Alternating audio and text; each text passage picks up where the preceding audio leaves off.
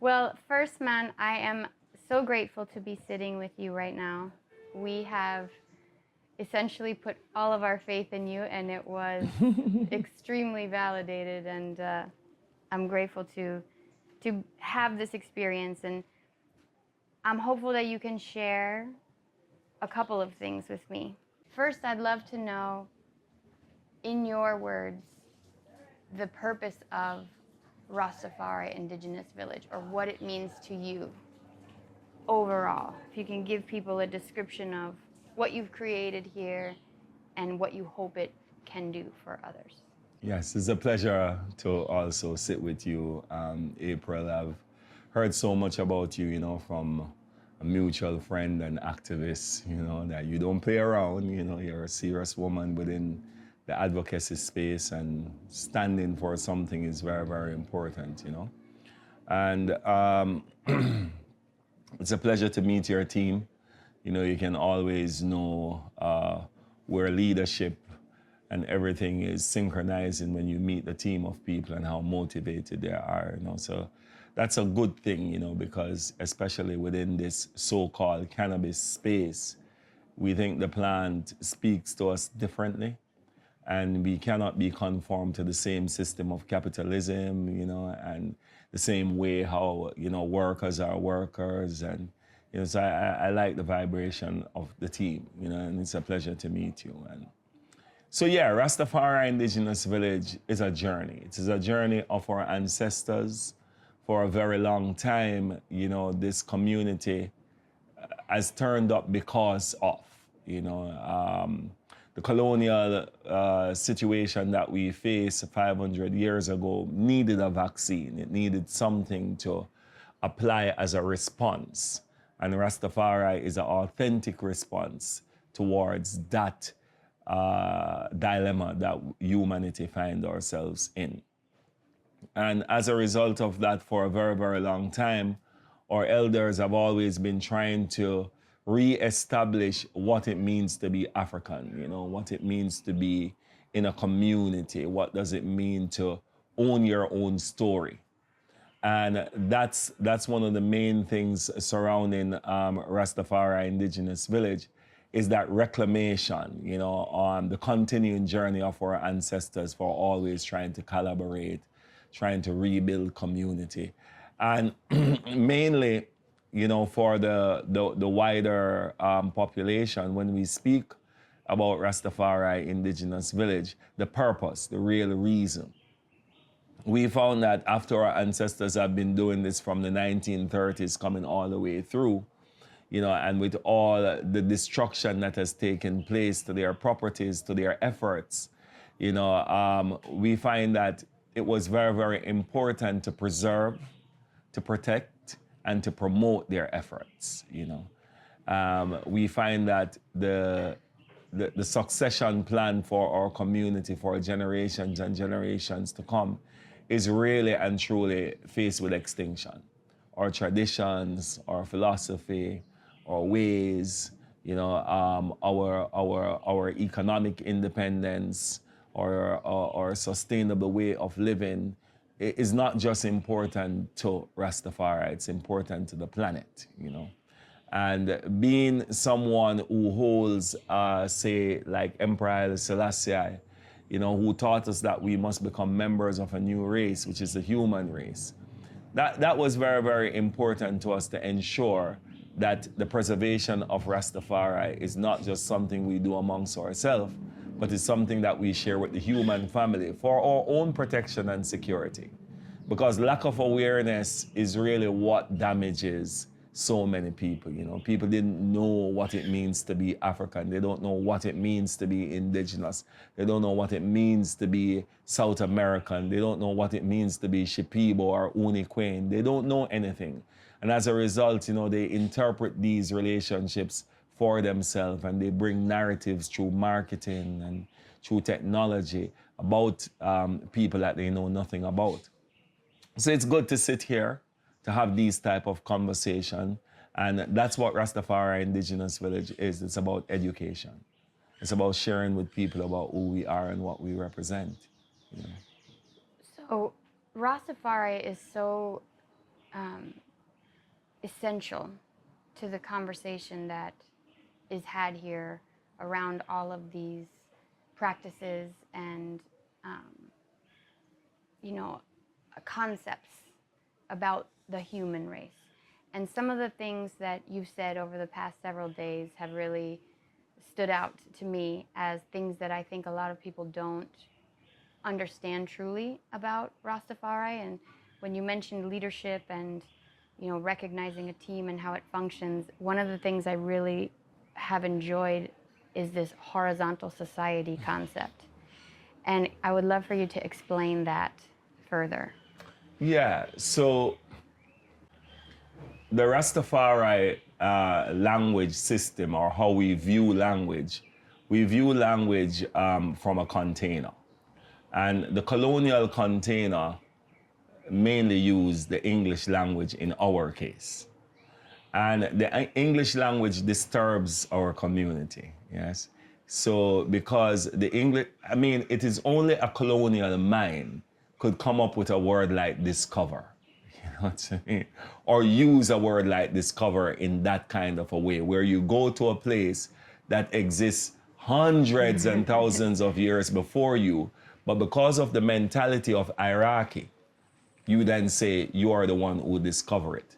The concept of a new world, that came 500 years ago, a new world, all of that is built into a particular mentality, a particular container.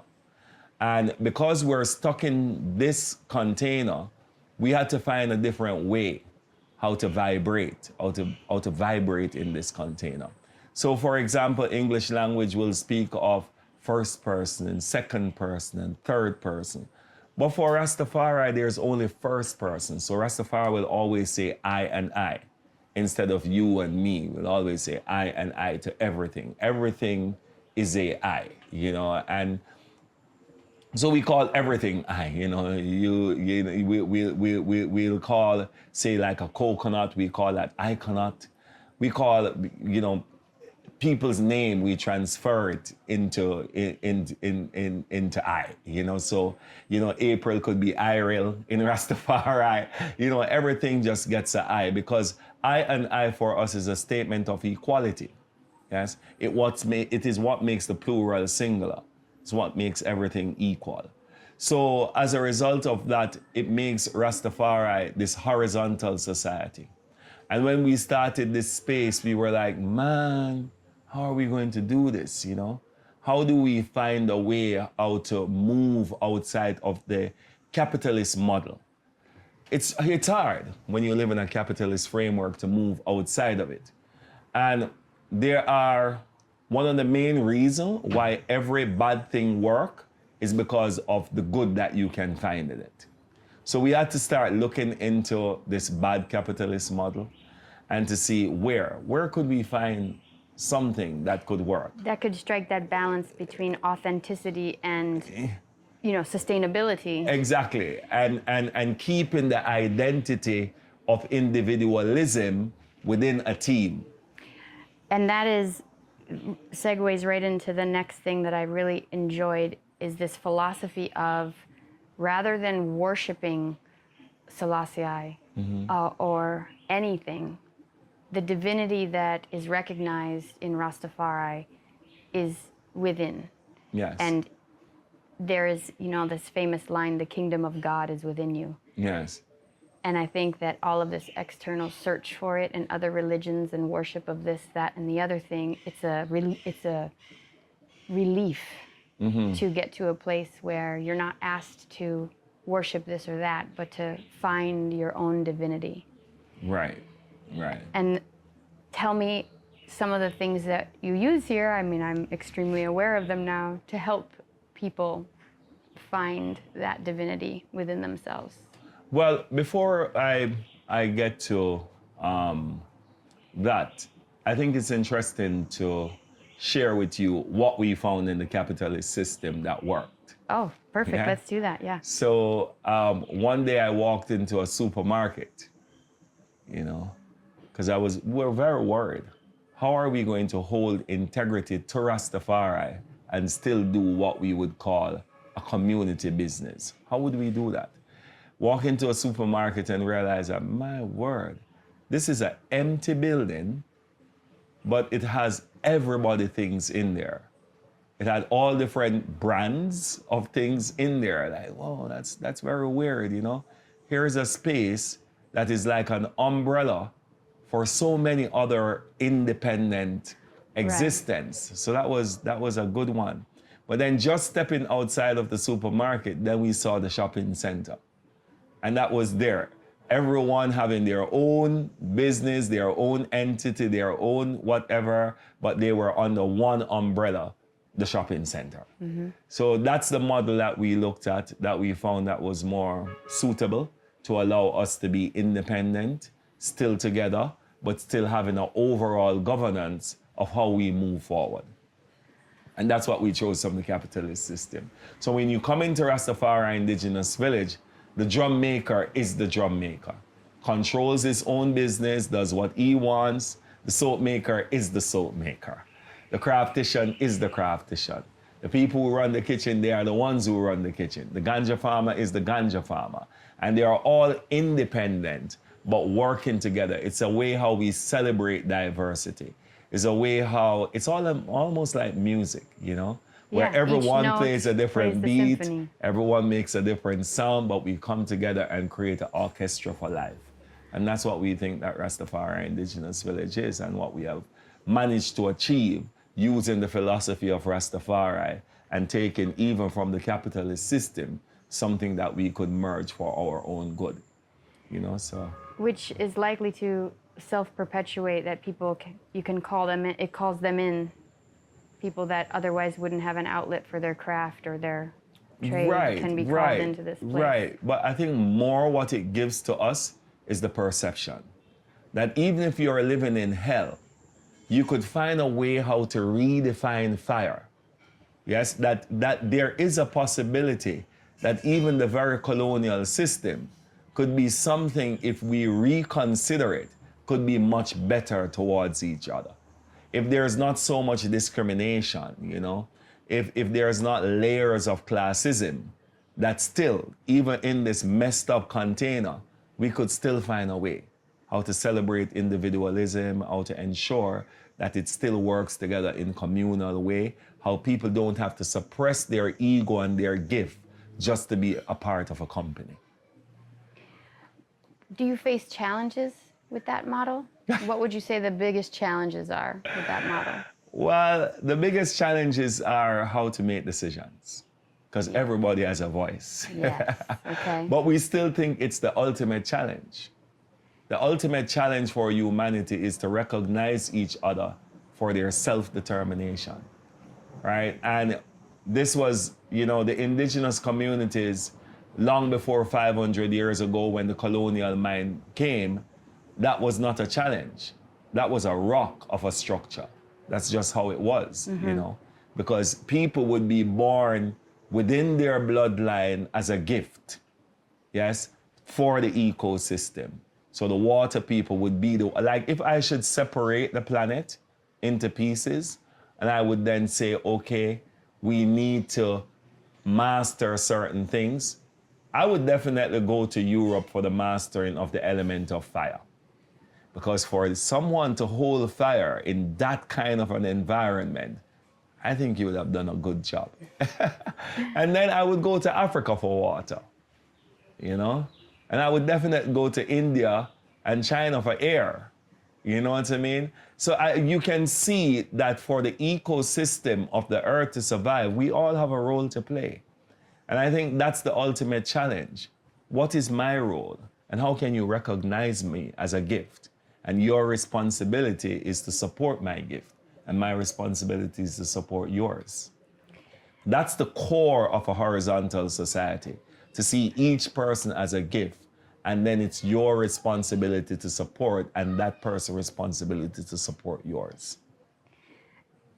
And I heard you discussing in the tabernacle the contradiction between that and what happens today in decision-making in society, where it's, you know, a resistance to listening to the other side, or a cutting off of the discussion when there are ideas or opinions that aren't shared, whereas this constant reminder that you're working toward the greater goal and recognizing the value in everybody maybe allows for more debate and understanding and communication. Yeah, I mean, the construct of the pyramid, where one person really sits at the top and distribute everything downwards, you know, and 80% of the people are the one really doing the load, and that as it spirals up to the top, you know. I don't know if that's the only model humanity will have to hold on to. You know, we have created powerful individuals who were just once a baby, but who has the power to create succession plans for their whole generation. And, you know, the smallest of the amount is making the biggest decisions on the behalf of the mass, you know. And yes, it's probably easier in the capitalist container for that to happen. Things will happen faster. But the God of the modern man is efficiency. That's the God of the modern man, you know, and that has led us into some very deep spaces. People just make decisions about how they're going to extract fossil fuel for their own benefit. And, you know, you just have a few people deciding how the planet should be exploited on their own, you know. And that's the model of the modern man. And I think that's a very dangerous model because it's self-serving. It's not about the mass. It's not about the people. It's about how much more a small group can get instead of what we can do to preserve all our neighbors, you know, the waters, the trees, the insects, the animals, you know. Those are not necessarily a part of the conversation when decisions are being made. You know, it's how much can we serve the human side, and then what is the collateral damage on the other side, yeah? And how can they mitigate, make it less? You know, sometimes in third world countries, they don't care. Nobody is really checking on the environmental impact, and if they do, it's just really a part of what would you call that now? Just formality. Yeah, lip service. Yeah, mainly lip service, but it's never implemented, you know.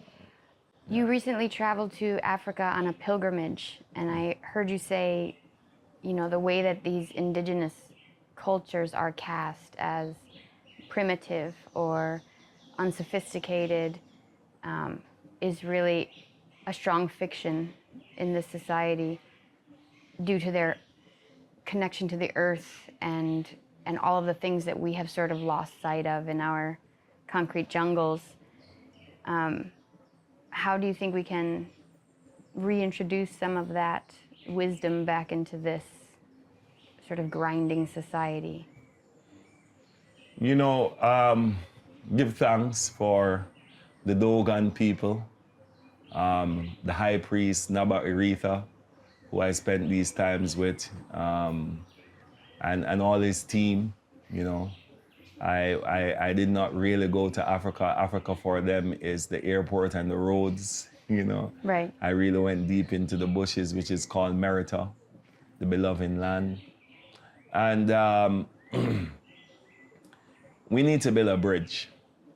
We really need to build a bridge across the so-called New World and the indigenous world to continue with the narrative, you know, that these indigenous people did not have intelligence and they were not sophisticated and their technologies were outdated and so on and so forth. It's something that, you know, those people who created those deliberate lies, yeah, will have to own it, that this is not so, because they know better. However, the people who are living now, like myself, can go with an open mind and find out. This is one of the first time on the planet that we literally can have a meeting with each other. You know, it's the first time the planet can fully communicate. We can sit here and decide that this is the worst time ever on the planet. And because yes, it's threatened, it's the first time the planet could be faced with extinction. But it's also another perception could be this is the first time we could communicate of how we're going to occupy the planet harmoniously. So there's opportunity. It's just an exciting time to be alive, you know? It is It's definitely like we're, that. we're on the edge of, you know, do we topple in evil or do we evolve in good? It's a very interesting time on the planet. And you know what I learned from those indigenous people is the recognition of what is the structure of existence with everything, not with just the human mind, you know. The human mind has spent so much time to secure itself, you know, and I'm not saying that this was wrong. You know, nature was not just kind to humanity, you know. Humanity had to go through a lot, you know. The average age for a European to live at a certain time back 1,000 years ago was probably 22. Right. Because cold was so cold. Human beings have now in those areas are living till 100 and something because they had to use the same resources of the earth to actually, you know, preserve themselves, that they could exist. So there's no blame game here. But what we're asking, are we aware? Are we aware of what we're doing? And how we can then see how we can build bridges for the people who was so close to the earth and what they preserve. COVID was a wake-up call that we want to forget. You know, we want to just go back to sleep, you know, after COVID. But when science failed us in COVID, when no one could really find the answer, the vaccine was not coming fast enough, we were primed, these indigenous people. Everyone wanted to know what bush to drink, Yes. what leaves were important, what roots we could get, you know. Indigenous people are like electricity, water, sidewalks. They are essential service. Indigenous people are essential service. They should not be considered, they must come straight from central budget. And You know I think what I mean? I do, and I think so many people, and I'm sure inspired by COVID, that I know of, just the general, you know, mainstream population, have developed a very strong interest in food security, you know, farming, agriculture, cows, goats, harvesting, foraging, all those things. So I do think there has been a bleed of what that echo Awareness. of COVID, of Yeah. awareness, and Yeah. you know, perhaps that's a good launching point to kind of bring everybody one step further. I want to talk to you about two stories I'd like to ask you about that you could share the Rastafari background of this. Mm-hmm. First, I'd like to ask you about the origin of 420. Yes. Yes, yes. You know, one of our Rastafari mothers, her name, she's definitely a mother to me, you know. Her name, and I think I've been very lucky that my journey in Rastafari has been very, very embedded in females, you know. The females have been the ones who have sort of, you know, huddled me together in this community, you know. Rastafari men are lions, you know. They roar really hard, you know, and I was very happy to meet some of these females and the concept that they bring to the table.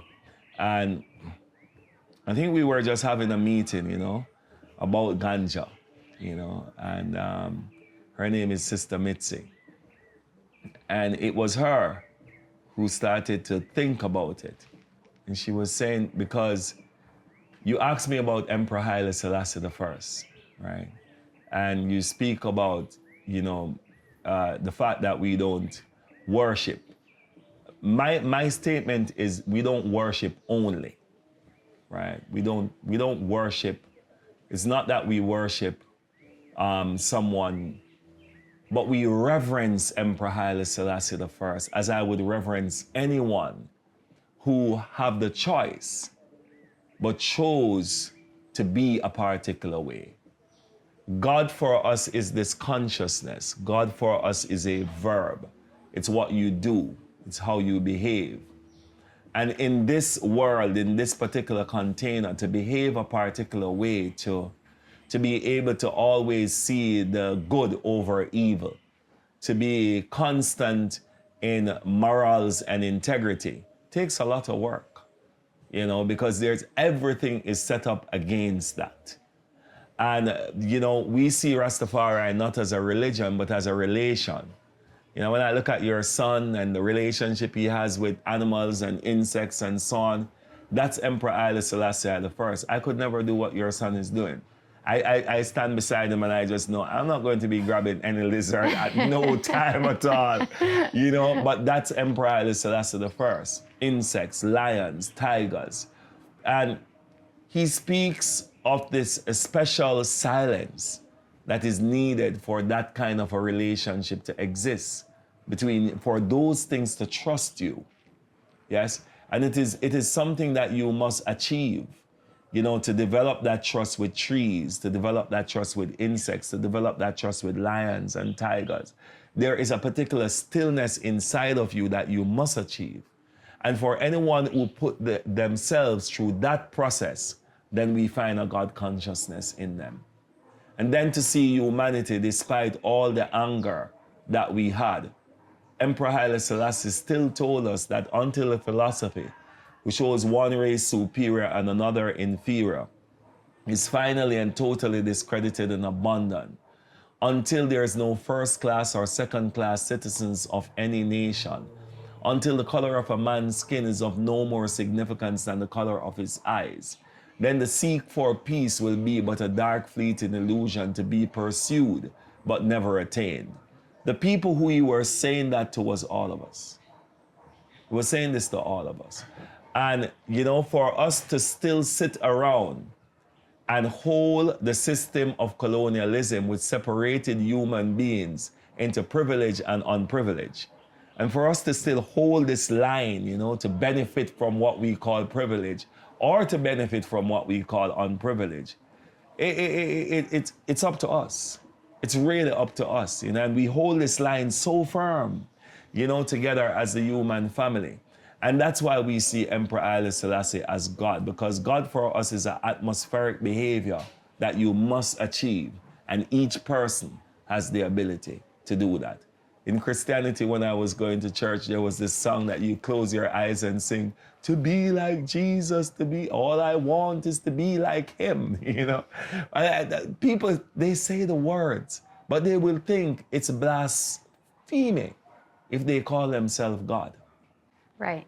That is the beauty. That's what I think people would really gravitate toward if they understood that you can, you know, achieve that divinity within. Yes. And that then everybody else can too. And so I am I.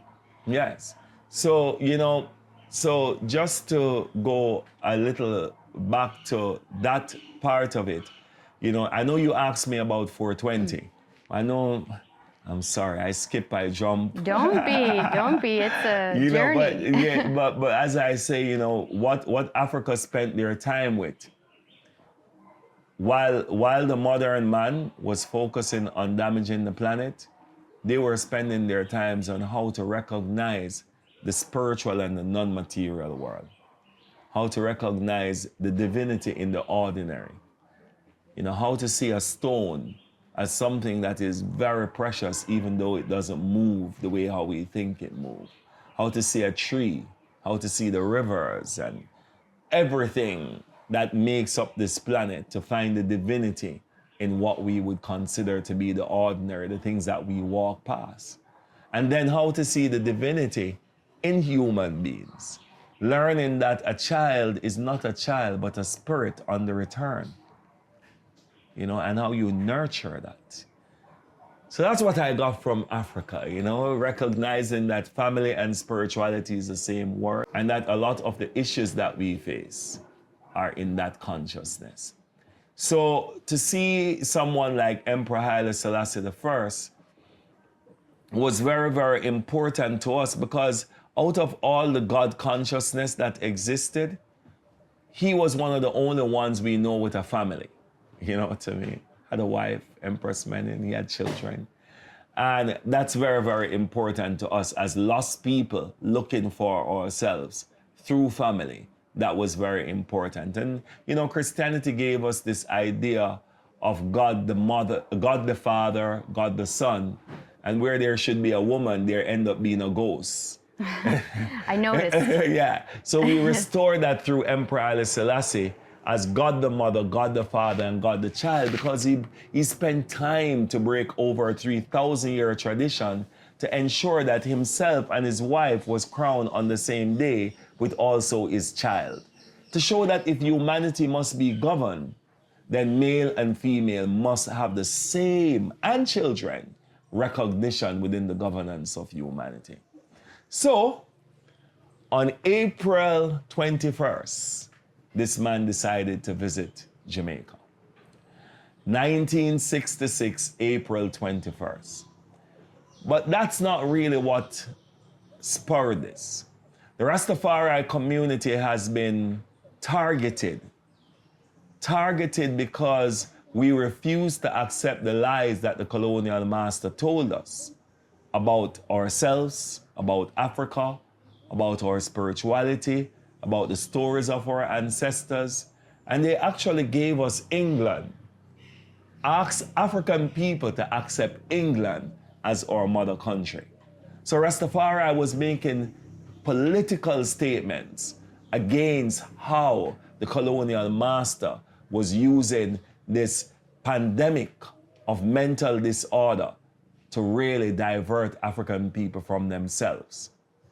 But then, while we were doing all of those changes, man, we fell in love with a beautiful plant. Man, we fell in love with this very beautiful plant, man, called ganja, you know? And in falling in love with ganja, that became a thing, because they made ganja illegal for tobacco or whatever they wanted to sell. So they found a way, they used ganja to eliminate or to put our community under extinction. The first time they attacked the Rastafari community in 1954, ganja was on the police report as to why they attacked our community. And from that day onwards, almost every attack that we face, ganja is at the source of it. However, by 1963, less than 1 year after getting independence, the government of this country ordered the army, ordered the police force, paid the people of Jamaica to hunt the community of Rastafari and bring them in dead or alive. This was like a terrible day in the history of Jamaica, because we just got independence from the colonial system. We were now governing ourselves. And we did this to our people who were seeking self-determination and to return to their story, which is African story. So, of course, Rastafari ran away into the mountains. You know, you could not just see 1964, you wouldn't see a Rasta person on the road. 1965, you wouldn't. It was legal to kill a Rastafari person at that particular time, you know. There's also what they call the Dread Act in Dominica at the same time too, where if you were in a fight with a Rastafari person and you kill that person, you could not go to jail for it. Yeah, in the Caribbean. It was a any citizen, not just any citizen caught themselves in a fight with a Rastafari person, you could really kill them and nothing would come out of it. And this would be the case 1963, 1964, 1965. But then, April 20, 21, 1966, who we call our God, the representative of ourselves, Emperor Haile Selassie I, was visiting Jamaica. And on April 20, 420, this great woman, Sister Mitzi, she recognized this, that divinely we have our own 420. Because on that day, ganja was being moved from every angle across this island in a symbolic way for us to see our liberator. So remember, these people were hiding in the mountains. When we hold Emperor Haile Selassie as our God, it's not because of something frivolous. It's because of the divine interventions that have taken place once we recognize this man. And his coming to Jamaica, the government were not just upset. What they were more was surprised, because they really thought they had killed the movement. And I'm telling you, man, Rastafari left from every part of the country, got themselves into Kingston. So 420 for us represent that preparation of getting ourselves into Kingston, preparing for the visit of His Imperial Majesty, Emperor Haile Selassie I. And that day, you know, people can go and look at it on YouTube, the visit of His Majesty, to see, you know, just the magical things that took place, you know, the rain. But the most you can see is that at the airport, where the government of Jamaica in 1966 had every police out, ganja, listen, in the 1960s, if you were caught with a seed, it was mandatory 1 year and 6 months, no trial. Wow. If you were caught with a joint, mandatory 7 years in prison. The amount of family lives that have been destroyed. A very good friend of mine, Rastafari, he told me a story, you know, about a brother of his, left his home to go to the market to look food. On his way, his friends stopped him, say they would just want to share, because at that time, you don't smoke joints, you know. The ritual of Rastafari is a communal one. You sit together in a circle, representing the continuity and the equal recognition of each other. You pray, and then you light this herb because we see it as a God consciousness amongst us that gives us reasoning, and you pass it with your left hand, showing that you're connecting heart to heart with each other. That's what it meant to us. And the police came in, they raided the place, and that man's family never saw him for years. Children growing without their mothers, without their fathers, because of our love for this mind-opening entheogen, you know, for this mind-opening God consciousness, ganja. And on 421, when you look at that, you know, ganja was on the wing of the plane, ganja was under the plane, police were statues. They could do nothing because they were frozen by the magic of Rastafari. Ganja smoke was the police report was just how high. Just how high they were. You know, and Bob Marley, my friend, just told me today that Bob Marley says he was so high that he was high above the falling rain. That's a different kind of a high, Next you know level. what I mean? Yeah, so we have our own 420, 421, because on that day in a country that they would kill you on the spot for a seed or a joint or a pound of ganja, it was legal on that day. So 420 is a powerful part of our divine story as Rastafari. Yeah. It's amazing. The visualization of just trucks coming from all telling corners of you. the island I'm filled with telling ganja. you, pounds and getting pounds to the, and pounds of ganja fantastic. everywhere. You From know? a place that people thought didn't exist. And people that they thought were totally extinct.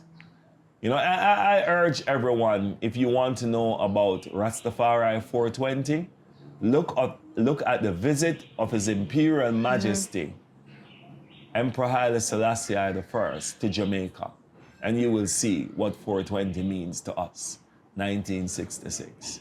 Yes? So yeah, if you want to call it, we're original 420. OG. The OG 420, yes. Give thanks to Empress Sister Mitzi, for recognizing it, because we think that that's the issue with colonialism. If they just recognize the people who they stole things from, stole concept from, we would have a better planet, We just need to recognize each other for what each other have done. It's important, and I recognize this woman for pointing it out. It was just an amazing thing, I was there. I was sitting there in that meeting, and the elder just got excited because he was there and he remembered.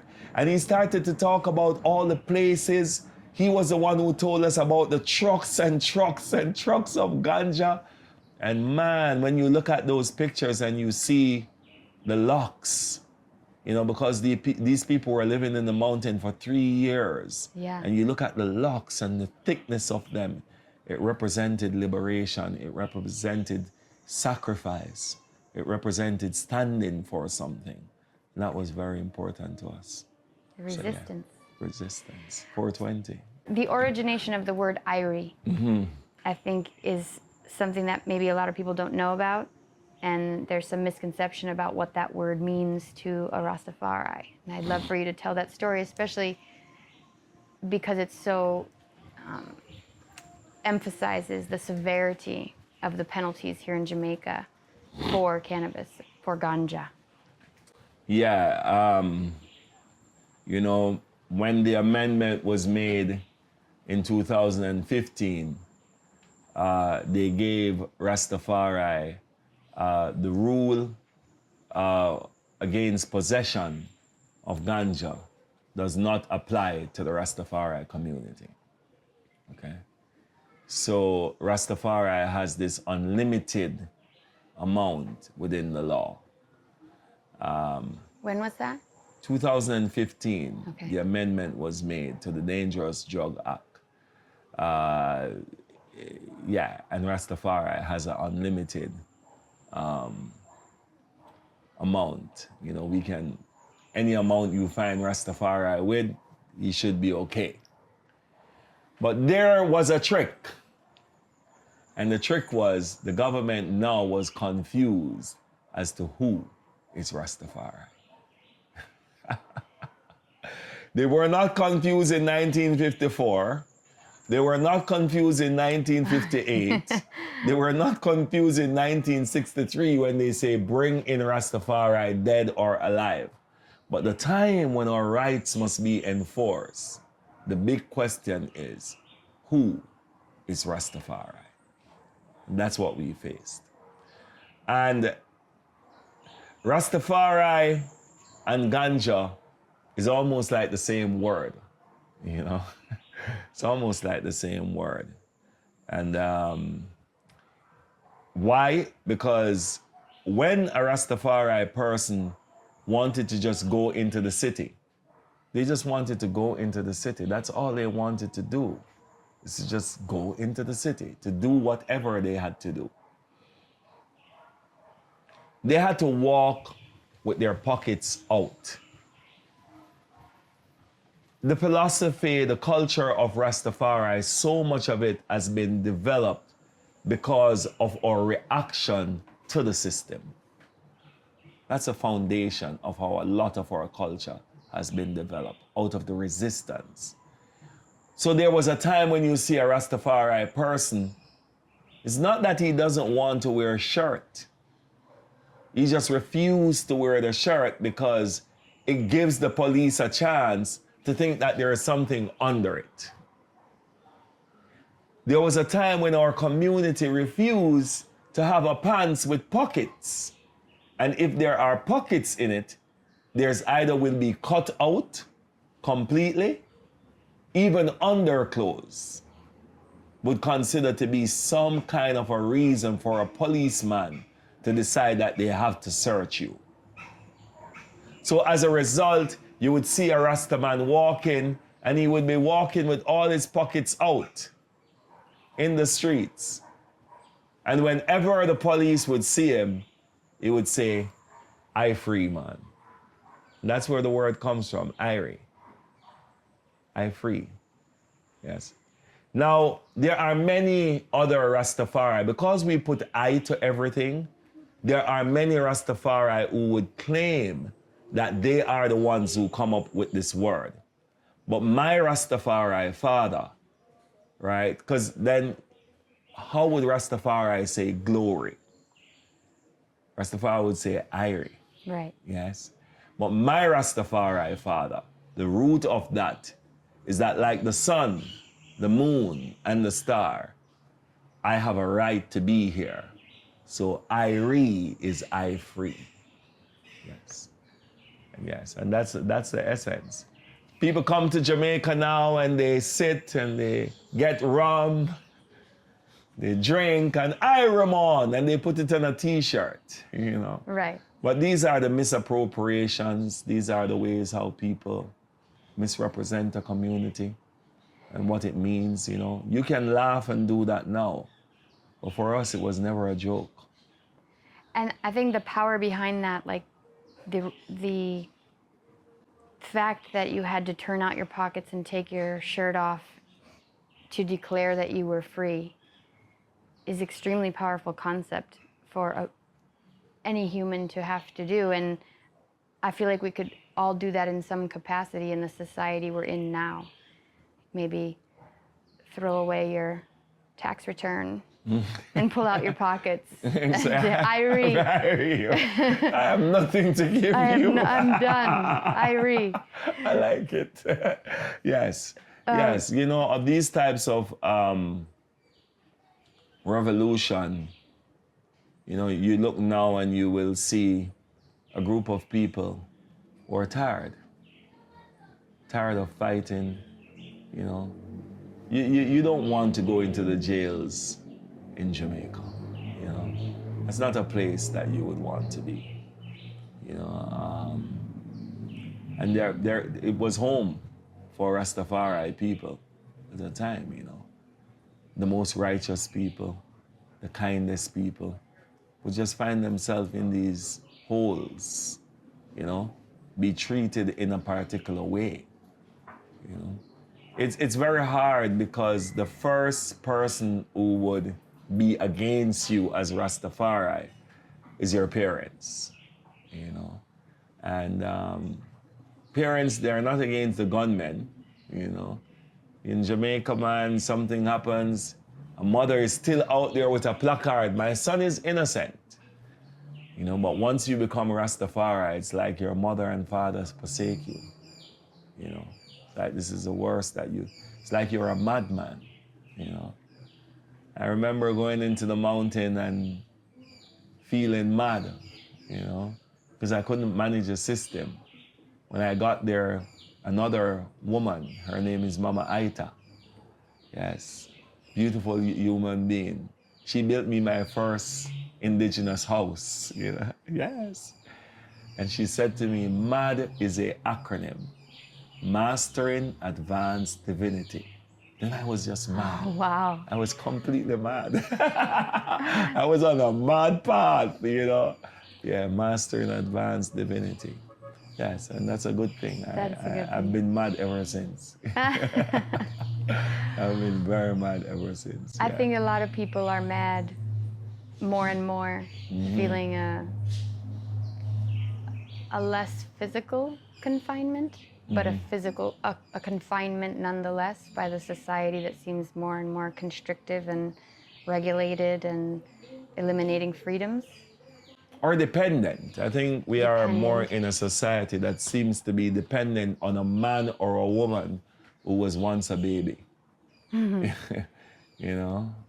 And that's what Bob Marley says, you know. You were just once a baby. How do you have so much to say about my life? You know, when you were also a baby, you know, we were babies together. Where do you get this position, you know, to be doing that? And I'm not against leadership, you know. I'm just against these individuals who make decisions on their behalf, and not necessarily, and claim, it is for the people. Yeah. So speaking of babies, Yes. we had a couple reversions last night during ceremony. And I think that it's very appropriate to say that sometimes this medicine, this plant, this other botanical gift that is used here at Rastafari Indigenous Village has the ability to bring people back to that state of wonder and the freedom of being a child and a baby. How do you utilize this tool as you're bringing people in and trying to explain the culture and trying to create this divinity amongst all?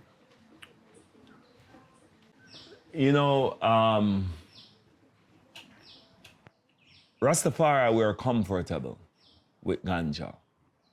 We have no problems with it, She is a close friend, a beautiful instructor, opens our mind to many, many things. And we were here in our comfort, and one day we heard that, a group of people from Brazil would love a place. In fact, it was one of our young leaders, a brother called Micah, who actually made connection. And he said that the people were coming here to have a ceremony with a name at that time I couldn't call, whatever. But we were like, yeah, the place is Rastafari Indigenous Village. Of course, man, bring indigenous people in. We have been waiting for this. And it wasn't so much an indigenous man. It was the kind of Santo Daime practice. Okay. But it was ayahuasca that came, And we were happy to be hosts. But then he said to me, I said, yeah, bring them come. But we will be okay though. We can, but I won't drink that. Why do I need to drink that? And he said, no, you have to drink it. So I drank. And I was one with the earth immediately. Immediately I felt the heartbeat of the grass. Immediately I had conversation with trees. Immediately I saw perceptions of my own consciousness reversed. Immediately I was judged. And immediately I was free, And I didn't want that, But it found us. And that's when I recognized to myself that human beings are giving themselves too much credit. These plants are on their own path, liberating themselves. And ganja is one of the keys that has opened that door. It has done it in so many different ways. It gave Rastafari the spirituality and the mind to see it as a sacrament and see it as a healing for physical. However, it chose the biggest country, the most powerful country on the planet, the United States, to show that it can heal epilepsy, that it can release cancer, and made the ordinary citizens start to rebel and resist to save their children's life. Ganja, powerful opener. They were right. It's a gateway. It's a gateway to higher consciousness. Yes. That's exactly right. And it fought and opened the door that things like ayahuasca can be more prevalent in the space, these ancient teachers, and of course, it was difficult, after San Pedro, peyote, ayahuasca, Syrian rule. It was difficult to own those things, because they come from a specific space, and These communities are crying for cultural appropriation. And I recognize that this so-called psychedelic space can be a new colonial master. You know, going into these communities and extracting their information, doing it the way how they would do it and owning it without recognizing them. So we saw that. You know, but then we met mushrooms. The mycelium that covers the entire planet. And yeah, such a beautiful, it holds you so well, you know, and so we started to host with mushrooms, you know, because it speaks to us directly. I've gotten physical healing from mushroom, spiritual healing from mushrooms. And I don't think, there are communities that could definitely say they have a long-standing tradition with mushroom. You know, but as Rastafari Indigenous Village, not the Rastafari community, we found a way how to see that this thing that covers the planet covers us as well. And we started to share this in ceremonies, you know. And this very great teacher has this beautiful ability to bring you back to self. You know, despite what we're doing, the biggest problem with this container, the West container, is that it's our childhood that is driving our adulthood. You know, it's sad, but it's true. Our childhood is playing every person you can speak to in this container, the child is still driving the vehicle of the adult. Something their mother did, something that happened to them by their father, something when they were growing up has shaped who they are in the now. Almost everyone. And to have this kind of a thing that brings you back to that space, you know, bring you to that child self, you know. Last night it was first night in Rastafari. It was very, you know, so good to see a young woman, you know, just being a baby, moving from one lap to the next lap, to the next lap, to the next lap. And, you know, I'm just like, typical mushroom. Bring you back to that space that is governing your now.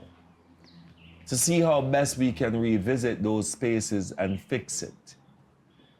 You know, and sometimes when we integrate, we do not recognize, because that when you come out of it, you're still starting from what you consider to be your now, and don't recognize that your yesterday is still the ruler of your today. We look back at the past to move forward. We don't look back at the past for it to govern our future. Yes, we look back at it as information for how we move forward and what we have learned. Not that our experiences must become who we are. And that's one of the biggest issues with the Western container. We are our lived experience in the past, you know. And I think, you know, that's the beauty of mushrooms.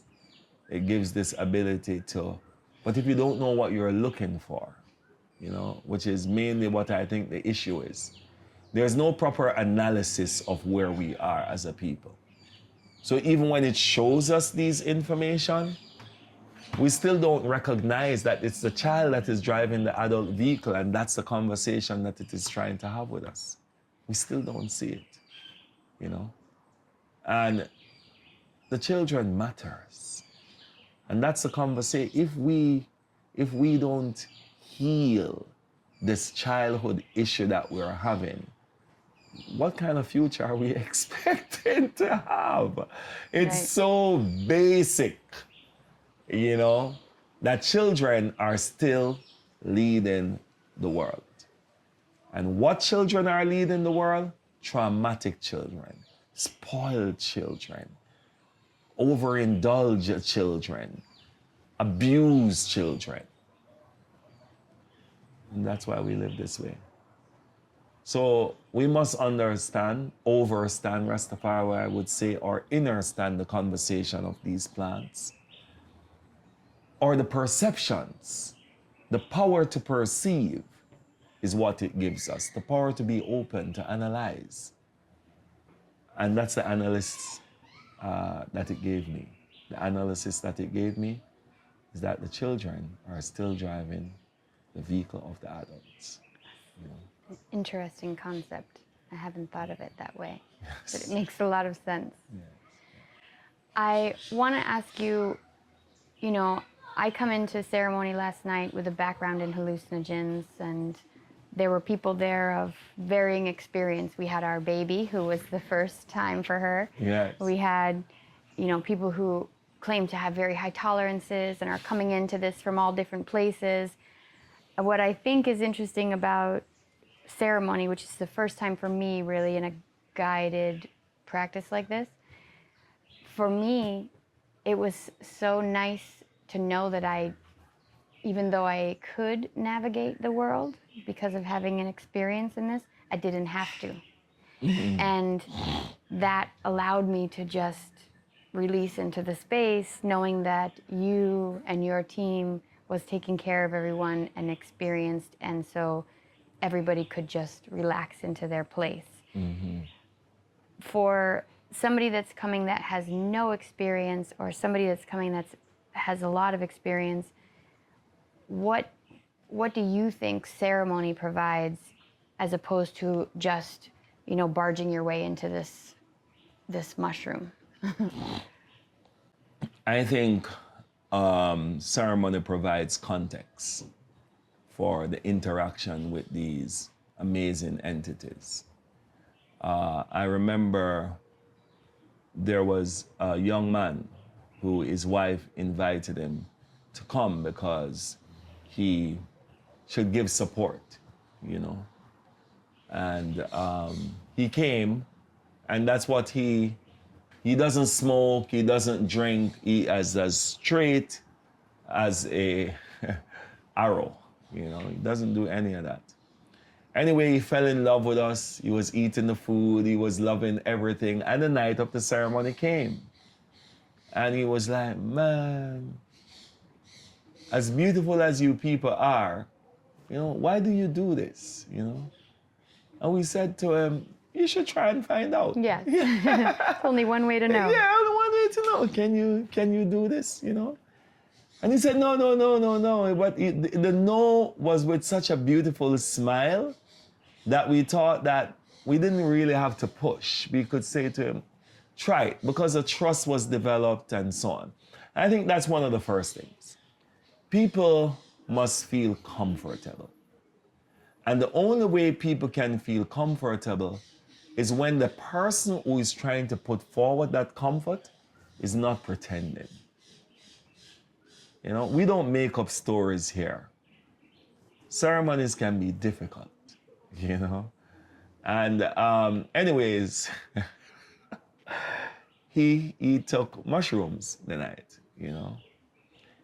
And he was there with this very bright smile on his face and looking up in the sky. I didn't know what was going on. I just spent all my time chanting to the ancestors.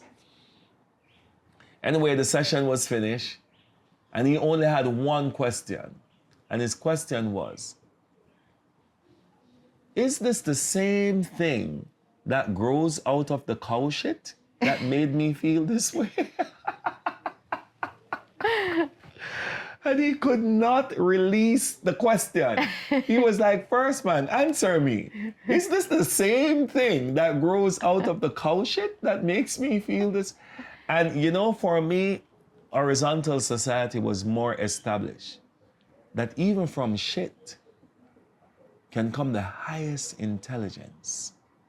Yes? That's really divinity in ordinary. And that's something that we don't recognize, you know? We don't recognize this. And it was very profound that he said this to me at that particular time. And yeah, that just sent me to another high that night, you know, just to see how much from the things that we throw away, how useful they can be. And I have a story tonight about that too. We will definitely have that discussion. Okay, great. But yes, so for people to come in, I've seen it. I've seen it so often, and I've always allowed myself not to trust that process of the difference between people who take mushrooms outside of a ceremony space and people who take mushrooms inside of a ceremony space. Because, you know, the people who are here are tribe people. You know, as you say, there was only one baby. Everyone else, you know, been taking psilocybin for a long time. You know, I have brothers here, 10. How much do you take? 10 grams, 14 grams, you know? I'm like, man, I've met this before, these 14 grammers, you know, and just see what 3 grams can do when you sit with yourself. Right. What 3 grams can do when you call in the elements of the drums. What 3 grams can do when you call in the ancestors who have been preserving these medicines for a very long time. But I always never trusted, you know? And I remember even going around to people and asking them, what will be your, how much do you think you would want, you know? And some was just saying 10, 7, you know? I'm like, I'm going to not listen to you. Right. This is a different animal. This is a different thing, you know? And yeah, people don't sit with themselves. And the ceremony, you know, first night was about sitting with self. The ceremony first night was about bringing in these deities, the drums, the drummers, and bringing in the ancestors into the space, the people who, these non-material entities that have been preserving this thing for a very, very long time, asking for their guidance. And lo and behold, one of the participants, you know, the 14 grammer, Yep. said to me that this is strange first, man, because I felt DMT in the beginning, ayahuasca in the middle. And almost every plant experience went through him. 4 grams. Right. 4 grams, you know. So it shows that these things respond. You know, someone will tell you that you put a glass of water in plastic and you put it in a glass, they vibrate differently. You sing to it before you drink it, the frequency goes up. You know, everything that we do here, once you land at Rastafari Indigenous Village, we try to just don't let people come about their concerns in their daily life. And because many people come to use the plant. That's what a lot of the retreats are about. How can I use it to fix me? There's not much people come to give thanks. You know, so when you come in, our first thing is about, is there anything you can give thanks about instead of those sad days that you're having, you know? Right. Can we hear what you can say, give thanks about, you know?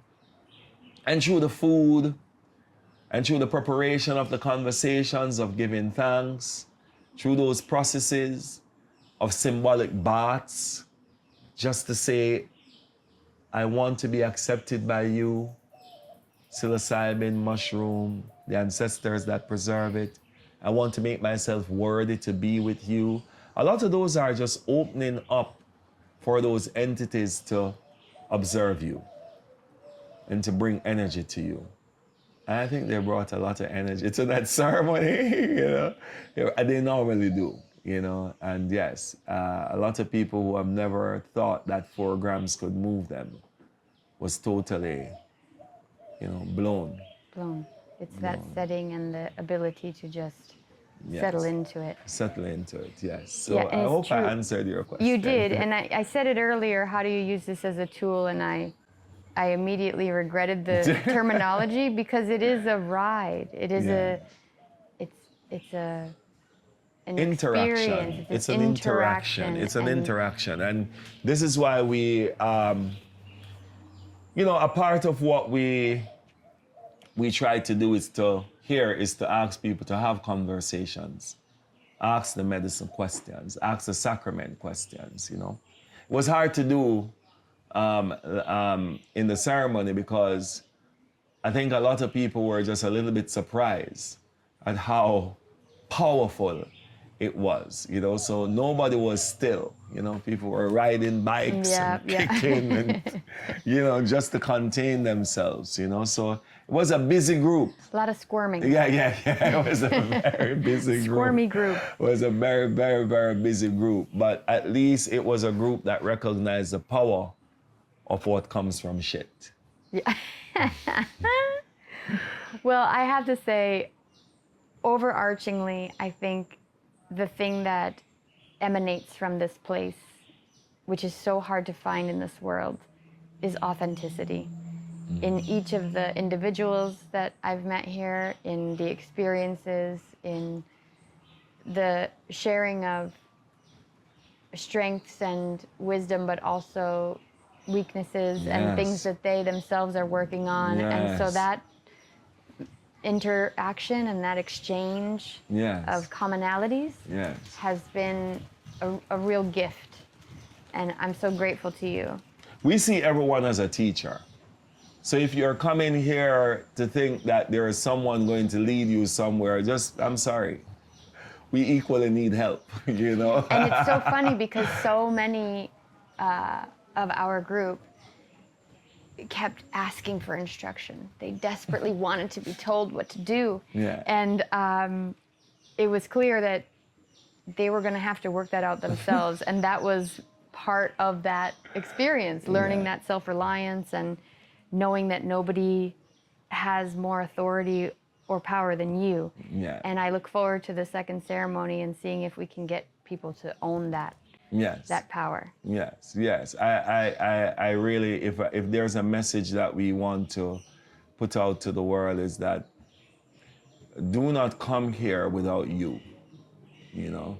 Come here with you.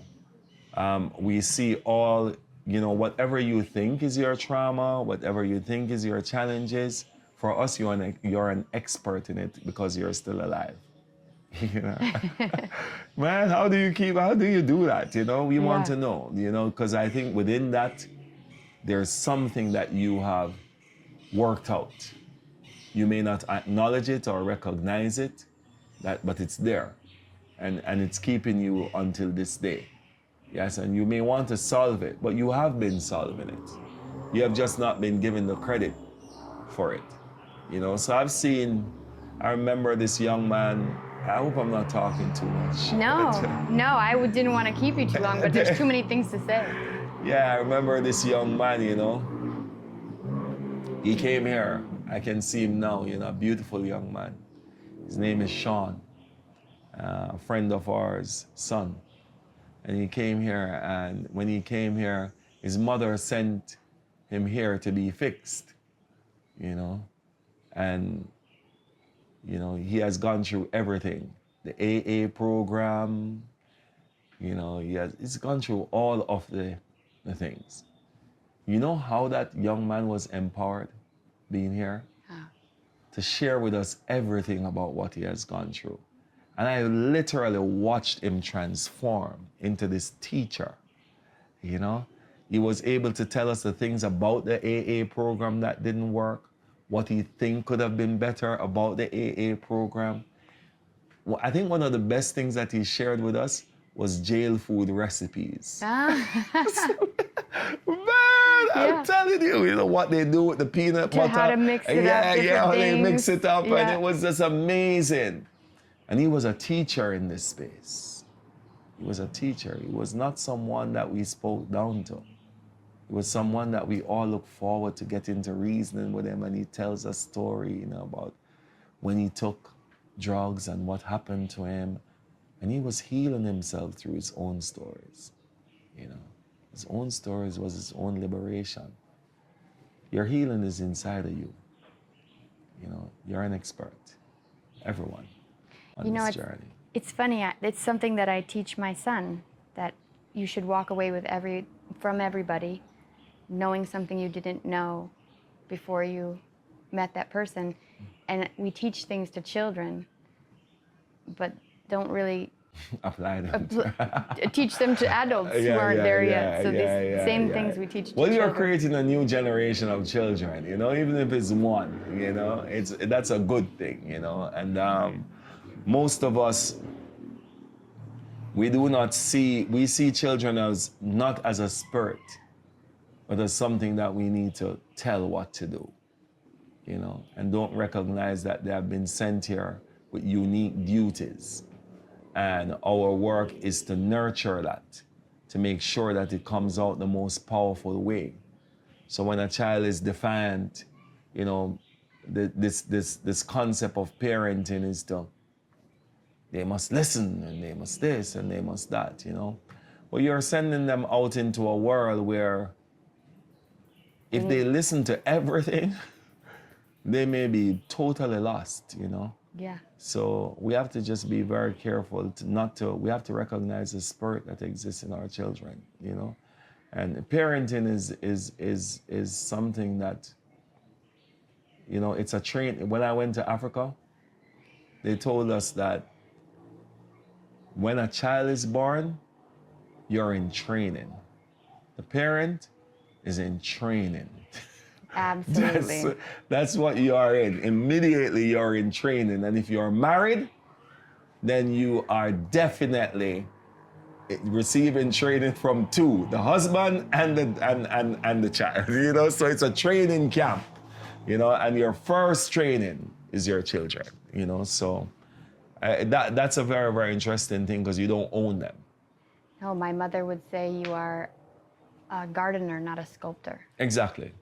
Yes, they are sent to you and you must take time out to figure out what spirit has been sent to you and how you can find a way how to live in harmony with that spirit, lest you will break them to become you. You know, and Right. that's a dangerous thing that parents are doing right now. Very, very dangerous, you know.